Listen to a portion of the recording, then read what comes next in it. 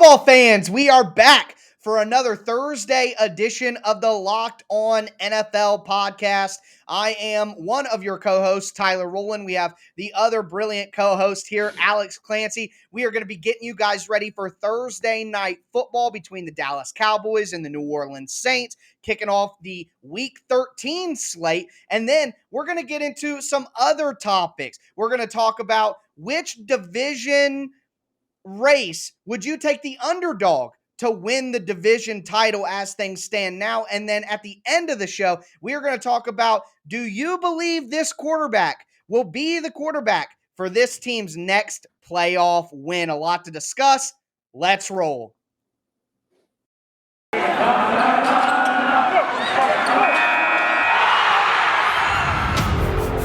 You are Locked On NFL, your daily NFL podcast.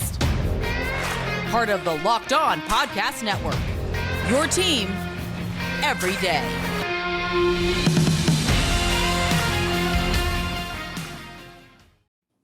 All right, football fans, we are going to get into this Thursday edition of the Locked On NFL podcast. Start off with a Thursday night football preview. Before we get into it, I want to thank you guys for making the Locked On NFL podcast your first listen every day. Also want to let you guys know that this episode is presented by StatHero. It's a first of its kind daily fantasy sports platform where it's you versus the house in a head-to-head fantasy matchup. Winner takes all. Sign up for free right now at stathero.com/lockedon and use the promo code LOCKEDON for a 100% deposit match. But Alex, we're going to dive into this first game of the Week 13 slate. The Dallas Cowboys travel to New Orleans to take on the Saints. Right now, the Saints are home underdogs, getting 4.5 points. What's your early read on this game? Both these teams are playing terrible football as of late. Yes. I mean, I feel like that's pretty much it. The Cowboys, obviously, the bigger surprise of the two. I think they've lost 3 of 4. You know, the Saints in the Superdome, there's always like inherent respect, regardless of who's a quarterback, that they're going to stay in games. And it signs are pointing that Taysom Hill's probably going to start. I've been asking Ross Jackson from Locked On Saints, our brave warrior leader here at the Locked On NFL portion of the Locked On Podcast Network. And I've been watching, and I got my shirt on too, bro. If Taysom Hill starts, this game could get weird for Dallas. Everybody's hurt or out. Amari Cooper is going to miss another game. CeeDee Lamb's banged up. Cedric Wilson is banged up, who was the breakout star playing wide receiver 1 on Thanksgiving. You know, they have some extra time, obviously, because of the short week last week. I don't know. I don't know. This is the weird time of year where if Dallas loses again, Mike McCarthy could literally have his job warmed up, his seat warmed up after that hot start and coming back to earth. I'm still going to take Dallas just because of what's on the roster for both teams. But, man, I think this game is going to be ugly and closer than people think. Well, I think you're right, which is why I think taking the Saints at home with the points is a really smart play if you wanted to bet on the game. What I will say is we're hearing reports now. I mean, give Alex some credit. He just hopped off a plane and sat down and started to record, but Taysom Hill is going to start. The tweet came out about 20 minutes before we sat down. He is going to start, and because of what you said, I think that will add some wonkiness to the game. Alvin Kamara looks like he's going to be able to play in this game for the first time in 3 weeks, I do believe. And on the Cowboys side, they could get Amari Cooper back. He was activated off the COVID list, but you know, he was unvaccinated and had some symptoms. So there are some people who are concerned about his conditioning and whether or not, you know, even though he's activated off the COVID reserve list, whether or not he's actually going to be able to play in the game. They still have him listed as questionable. So if Dallas, Zeke's super banged up, if Dallas's offense is still super hurt like that, I could definitely see that. The Saints have a really good defense too. So if your offense is not at full strength, playing the Saints' good defense at home. Now, I know the Saints have struggled in recent weeks on defense. I know that they gave up 30-some to the Bills, gave up, I believe, 40 to the Chargers. I know that they've been struggling, but this is a well-coached football team with their back against the wall. They've lost, I believe, 3 in a row. Switching up at quarterback, I think, it's like how the Wildcat worked for the Dolphins for like a half a season to start. You don't know what you're going to get, and the Cowboys defense may not know what they're going to get from the Saints with Taysom Hill at quarterback for the whole game. And I think that makes it just wonky enough to where the Cowboys can lose this game on the road. I mean, that can happen anyways in the NFL. So if I took a bet, I would take the Saints, but I think the Taysom Hill news will really give the Saints a better chance to win. For sure. And there's a main reason why that is. And obviously he's got his limitations throwing the ball. He's getting better. Alvin Kamara has shown that regardless of who the quarterback is, he can beat Alvin Kamara. It was a lot more in the pass game this year with Jameis Winston and Trevor Siemian than we had seen in recent past, even though he was great out of the pass game up to this year. It's time of possession control for the Saints. Where they eat without Drew Brees is holding onto the ball, running the clock down, and playing good defense. And they can do that, especially with Taysom Hill, because Taysom Hill may be the best third down running back in the NFL, including Cam Newton and whoever else is. He is an absolute machine on short yardage situations, and then once you have to rely on him, you have a spy on him for the run game from a linebacker, Alvin Kamara, they have guys and Mark Ingram, they have guys that can run the ball. This is going to be a Baltimore Ravens when Lamar Jackson was a rookie type of feel for New Orleans, probably for the rest of the year, and they're going to have to throw the ball when necessary. But yeah, I wouldn't be excited if I'm Dallas, I guess it's a full week for them. Right. I don't know. There's too many weird things going on in Dallas right now. What Dallas has for the rest of the year, though, they've got an NFC East treasure trove the rest of the year with the Eagles, the Giants. They play everybody in their division once. They play Washington twice. So they need to get over this hump, win this game if they want to make that deep playoff push and get a high seed in the NFC playoffs. That's funny that you mentioned the divisions, because what we're going to talk about next is which team that isn't currently winning their division has the best chance to actually do so. So we're going to get into that conversation next. Before we do, I want to tell you guys a little bit more about StatHero. No one plays daily fantasy sports to lose. Winning feels so much better, but traditional fantasy sports are a long-term losing proposition because you never know who or what you're up against. StatHero is the first of its kind daily fantasy sports platform where it's you versus the house in a head-to-head fantasy matchup. Winner takes all. And here's the crazy part. StatHero shows you their lineup before you play, and you handpick the team you want to face one-on-one. This never-before-seen innovation in the fantasy sports world and sports betting hybrid world has StatHero players clocking odds that are over 4 times better than your traditional fantasy sports platforms. Why? Because you don't have to compete against thousands of experts or unknowns. StatHero puts you in control of your fate. With StatHero, you're in control of the stakes. You decide how much you're going to play for, and StatHero has no choice but to take it because they're daring you to beat them. StatHero head-to-head is what daily fantasy should be, one-on-one. Sign up for free right now at stathero.com/lockedon. Use the promo code Locked On for a 100% deposit match. That's stathero.com/locked on. Use promo code Locked On for a 100% match. Stathero.com/locked on. Promo code Locked On. Terms and conditions apply.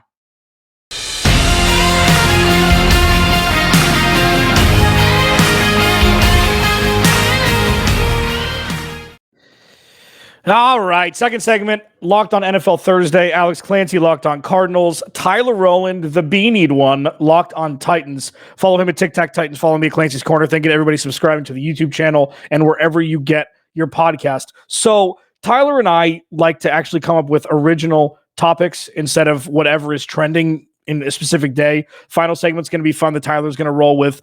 I had this idea, so it's getting really fun. Like, the middle class that was once null and void in the NFL is now overpopulated with teams that could be win their division, miss the playoffs, or be a wild card. There's this huge conglomerate of teams that nobody wants to play in the playoffs as the 6 or 7 seed, but also may still win their division and have home field. So this is how we're going to kind of frame this. Which team that is not leading their division right now has the best chance of winning their division? And, I'm just going to run down this real quick. there's New England, Baltimore, Tennessee, Kansas City, Dallas, Green Bay, Tampa Bay, and the Cardinals. Those are your division leaders right now. Some are by a couple games, some are by one game, some are by a half game. Tyler, which team, let's just do one. Which team do you think that's not leading their division right now has the best chance of winning said division? I got to be honest, this was tough for me. It came down to two different choices that I could make, and I ultimately am going to go to the AFC East, and I think that the most likely team that can win their division that isn't leading their division right now is the Buffalo Bills. Yeah. Number one, I think that's the best team that we have out of the options that are available, like overall in terms of just talent. I think Buffalo. And here's the critical thing for me: the Bills play the Patriots this week. The Bills are at home, and 2 weeks from now, the day after Christmas, the Bills play the Patriots again. So not only do I believe in the Bills as a football team, but they have two chances in the next 3 weeks to beat New England head to head and really take over. Both of them are tied in terms of losses right now. Both New England and Buffalo only have 4 losses on the season. So I think there's a great opportunity for the Bills to lead the AFC East by the end of the year. I think that's probably the safest bet, but there's at least 2 more teams out there that I really have my eye on that I think could do this. And I wonder if you're going to be picking one of them as yours. Yeah. There's 2. One's a long shot, but with how the team that's leading the division is going right now, anything's possible. The Washington football team can 100% win the NFC East. 100% win the NFC East. They're 2 games back. They play Dallas twice. If so facto, if they beat Dallas twice, they're going to win the division. Like, it's wild that we're talking about that. Taylor Heineke is going to get a contract. He's not a backup quarterback anymore. He's going to be a lower tier. If you ask 8, 7 teams in the NFL if they trade their starting quarterback right now for Tyler Heineke, they would say yes. And he's shown his leadership. He's growing up with Ryan Fitzpatrick out.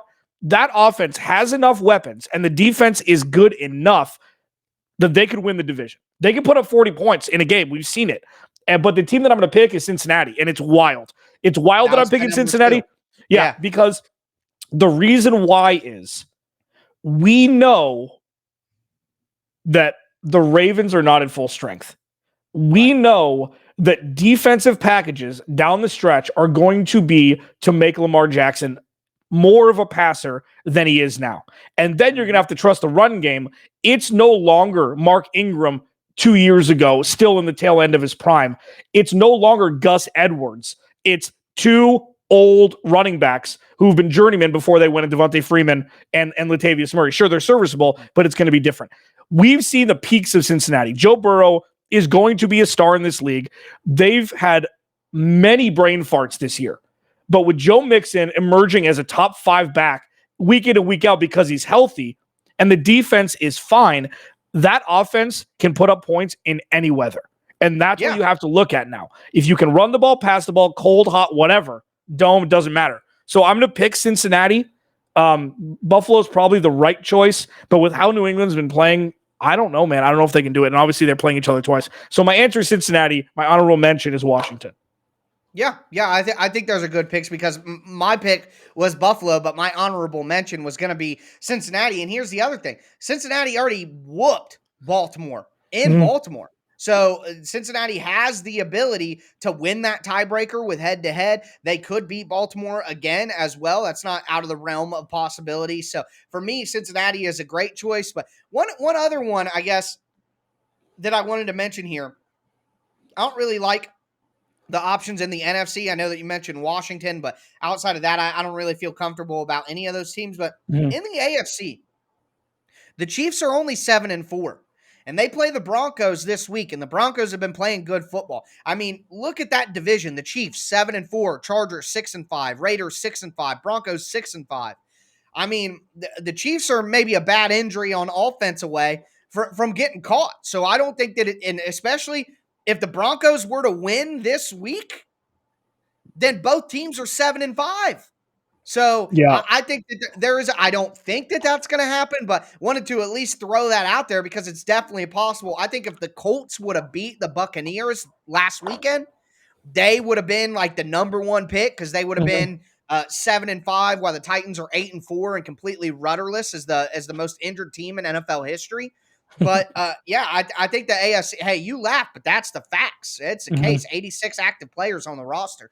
Um, Jeez. so yeah, it's crazy. So with Cincinnati being one of the healthiest teams, with Buffalo having 2 games, with Washington having 2 games against their division leaders, I think those are all fantastic picks. And the AFC West is just so jumbled up that it's kind of hard to separate anybody right now, even though the Chiefs are playing some good football. But that is kind of how we see these teams that aren't leading their division that have a chance to maybe eclipse the division leader by the end of the year. Now, as we normally do, we are going to finish out the show having a little bit of fun. And what I want to do is I'm going to go through a list of quarterbacks, and we are going to discuss whether that quarterback will be the quarterback for their respective teams when they win their next playoff game. So I know that's a mouthful, but you guys will understand as soon as we get into the segment. Yeah, and I got to talk about this first. BetOnline.ag. BetOnline.ag is new. It's streamlined. It's fast. It's clean, and it's still your best place for all your betting sports action, whether it be football, basketball, college basketball. March Madness will be here before you know it. You better get in the BetOnline flow before that happens. They've got, again, as I mentioned, a brand new interface. They've got all the Vegas casino games you want. They've got everything. Go there, sign up, use promo code Locked On, and you get 50% off your first deposit. You deposit $100, they give you 50 just for signing up. It's fantastic. Go to the website or use a mobile device today. Use promo code Locked On to receive a 50% welcome bonus on your first deposit. Bet online, where the game starts.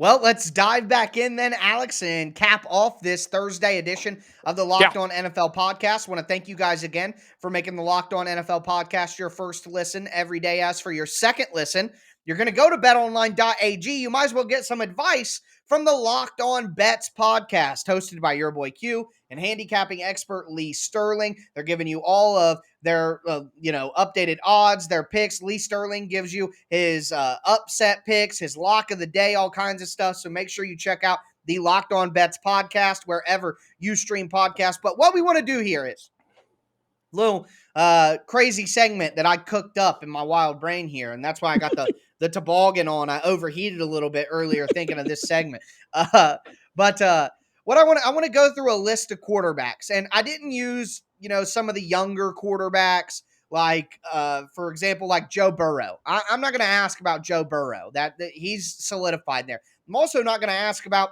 Kyler Murray or Patrick Mahomes, or obviously the answer to that question would be yes, most likely. But which of these quarterbacks will not be the quarterback to lead their team to their next playoff win? Let's start here. Baker Mayfield.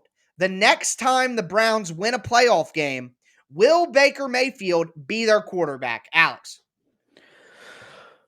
I've had a theory. No, I've had a theory that Aaron Rodgers is going to be the next quarterback of the Cleveland Browns for 3 years now. Because he can play in the cold, he will be beloved, and it'll feed his ego, and they've got a great run game and a great defense. And the other one is Russell Wilson. I don't think Baker Mayfield will be the guy. I think they're going to trade a bunch of picks for somebody, so I will say no. I'm actually with you on that. I think from Andrew Berry's comments recently in the media, I think it's very obvious that they're not sold on Baker Mayfield. Like most quarterbacks in the NFL, I don't think that Baker Mayfield is a difference maker. I think he's more of a trailer than a truck. He's going to be carried by the cast around him, not carry his cast. So for me, I'm with you. No. Daniel Jones, New York Giants. Oh, man. So what? This is his third year. Third, yeah. Right? 19, 20, 21. So he's got one more year. No, because it's the Big Apple and they need to make stuff happen. Well, we'll see what happens. If Gettleman gets fired, then that means we'll see what they do. And they don't have a first round pick this year either. Oh man, right. That's terrible because that goes to wait, what? The Eagles. They traded with the Eagles. That's right. Okay, so I know they don't have a pick. Okay, so damn it. No. Just for uncertainty, right? Do you think yes? Yeah. No. No, I don't think that Daniel Jones is going to get it done. And actually, I think we definitely have it wrong. The Giants have an extra first round pick this year because That's the right. Bears traded up to From get Chicago. Justin Fields. Yeah, Got it. which I think makes it even more likely that they change quarterbacks because they have extra first round picks. I think that Daniel Jones just turns over the ball way too much. I think Gettleman is tied into him. They're going to fire Gettleman after this year, and I'm with you. That's a no on Daniel Jones. Sam But I will Darnold, say really quick, Carolina. I will say about Daniel Jones, there is some brilliance there. Some plays that he makes are NFL plays. It's kind of like an Alex Smithy situation where he needs a competent head coach. He needs a good offensive line. The dude is athletic. Right. He makes good throws. He needs a run game that isn't on the IR, all the time. He needs a better defense like any quarterback. It's been very difficult to perform and win games in New York for his first 3 seasons with what they've put around him and who's been healthy. So I think that he will land somewhere better. He's Dollar General Josh Allen. Yeah, maybe, but Josh Allen wasn't. Yeah. Josh Allen was a turnover machine for the first 2 years also. Exactly. So I think he's just a lesser, worse version of Josh Allen. But all right, Sam Darnold in Carolina. This is an easy no for me. Yeah, no, move on. Okay, no, I don't think. Yeah, I don't think we need to even in Philadelphia. So this means they have to get to the playoffs and win a playoff game. The next time the Eagles win a playoff game, will Jalen Hurts be their quarterback? I will say yes, because they have 3 flipping first rounders this year. One from Indy. Mm-hmm. If Carson Wentz continues to play and hits that threshold of the first round tender, and then they get whoever the hell else they get Miami's or whoever. I think Miami. Yeah.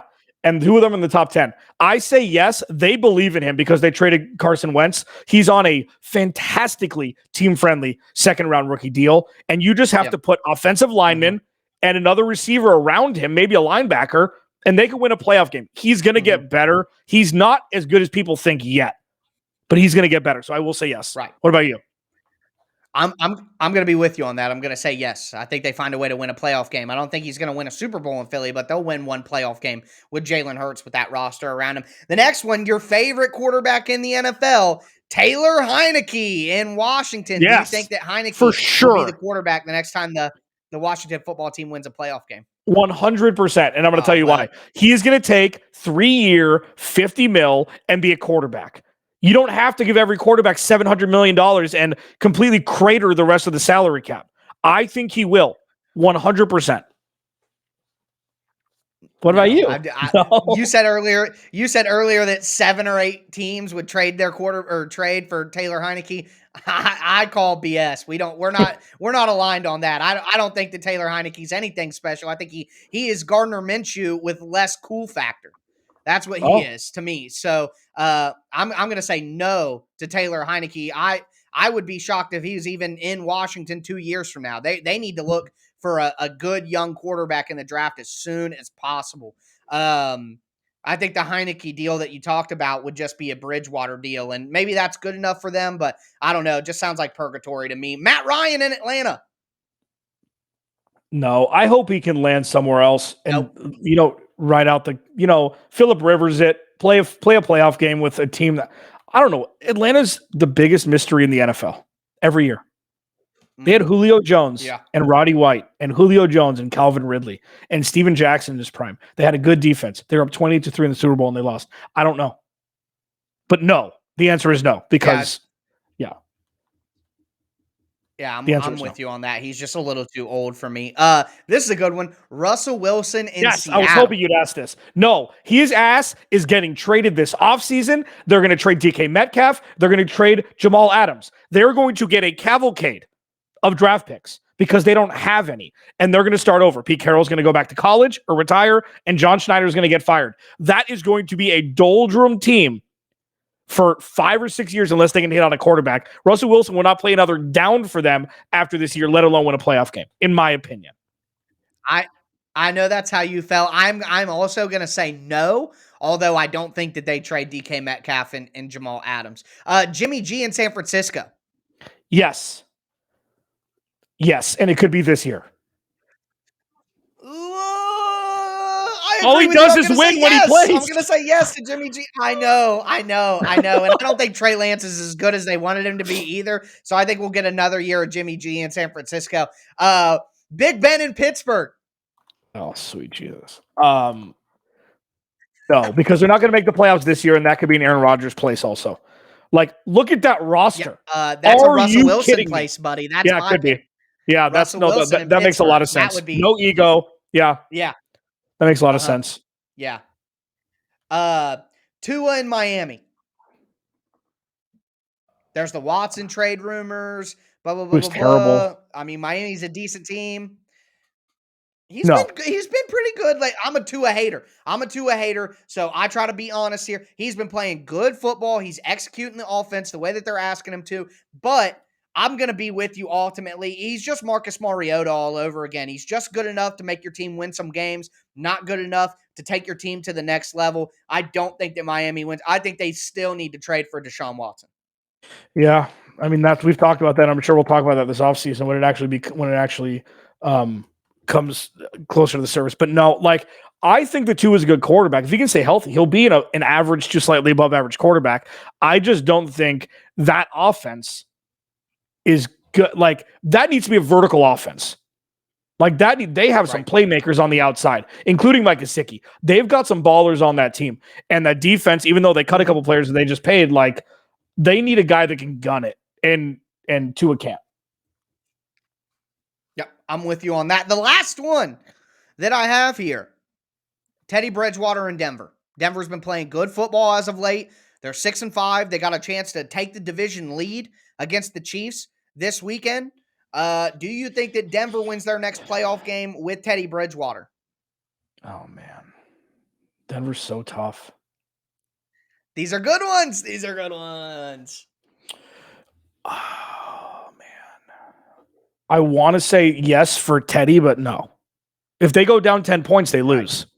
You know, you have to be, and they can play in all terrain because Teddy's one of the smartest quarterbacks in the NFL. There's no question about that. Their defense is getting better and better by the day, you know, but can you trust Javonte Murray and Melvin Gordon touch about 35 times and win games in the playoffs? Maybe, but I don't see it. So I'm just going to err on the side of everything I've seen so far from Teddy Bridgewater in his career and say no.